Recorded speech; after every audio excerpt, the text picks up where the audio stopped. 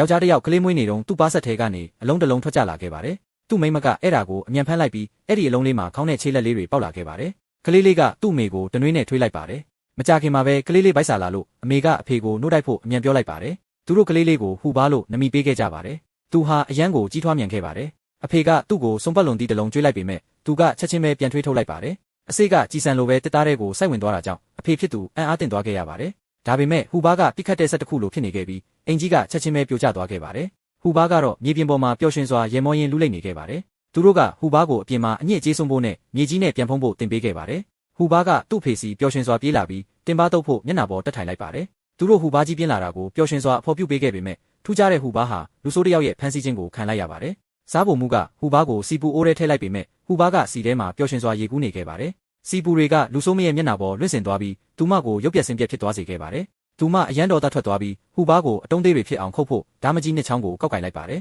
ဟူပါကအရန်ကြောက်သွားပြီးအလုံးလေးတစ်လုံးလိုကွေးသွားခဲ့ပါတယ်ဓာမတွေပုံမြန်လာတာနဲ့အမျှဟူပါကပန်ကိတ်ပြားလိုပြားချက်သွားခဲ့ပါတယ်အမျိုးသမီးကသူ့ကိုပေါင်းဝဲထည့်ပြီး10နာရီကြာအောင်စောင့်ခဲ့ပါတယ်ပြီးနောက်မှာတော့သူမဖုံးကိုဖွင့်လိုက်ပါတယ်အခုမှအိပ်ယာနိုးလာတဲ့ဟူပါကအကြောဆန့်ပြီးထနေခဲ့ပါတယ်ရုတ်တရက်သူလေချင်းတစ်ချက်တက်လိုက်ပါတယ်သူတို့နောက်ဆုံးနဲ့လမ်းအနေနဲ့ဟူပါကိုအိုးတလုံးထဲမှာပိတ်လောင်လိုက်ပါတယ်အိုးကြီးကရုတ်တရက်ပောက်ကွဲသွားခဲ့ပါတယ်ဟူပါကလေထဲမှာအပတ်69ပတ်ပြန်ဝဲပြီးညင်သာစွာပြန်ကျလာကစားဖို့မှုအလုံးကိုအနိုင်ယူလိုက်ပါတယ်တခြားနဲ့လည်းမရှိတော့တဲ့အစုံသူတို့ဟူပါကိုစားပွဲပေါ်မှာချုပ်ထားပြီးအဲ့ဒီတွေကိုအစိမ့်လိုက်စားခိုင်းဖို့လုပ်ပါတယ်သူတို့ဟူပါကိုအရင်ဆုံးမိုးအောင်တိုက်ပြီးခေါင်းကိုကိုက်ဖွင့်ဖို့မိဘကောင်တွေကိုလွတ်လိုက်ပါတယ်ရုတ်တရက်အနီရောင်ပုံတန်တန်လေးတွေပြန်ဝင်လာပြီးမိဘကောင်တွေကိုမောင်းထုတ်လိုက်ပါတယ်ဟူပါရဲ့မိဘတွေကသူ့ကိုကယ်တင်ဖို့နောက်ဆုံးတော့ရောက်လာခဲ့ကြပါပြီအမေကလူဆိုးမနဲ့တိုက်ခိုက်နေပြီးအဖေကတော့မူးနေတဲ့ဟူပါကိုကယ်ထုတ်ခဲ့ပါတယ်ဒါပေမဲ့အဲ့ဒီနောက်မှာအမေကအဖမ်းခံလိုက်ရပါတယ်အဖေကသူ့ဘေးကတစ်တီးတွေကိုကြည့်လိုက်ပြီးဟူပါကိုပွေ့ချရင်ထွက်လာခဲ့ပါတယ်သူကဟူပါကိုမြောက်ကင်လိုက်ပြီးဟူပါကလည်းတိကျစွာစတင်ပစ်ခတ်ပါတော့တယ်အဖေကဥတီယာကိုထိန်းချုပ်ပေးပြီးသူတို့နှစ်ယောက်ရန်သူအားလုံးကိုဖြိုလဲနိုင်ခဲ့ပါတယ်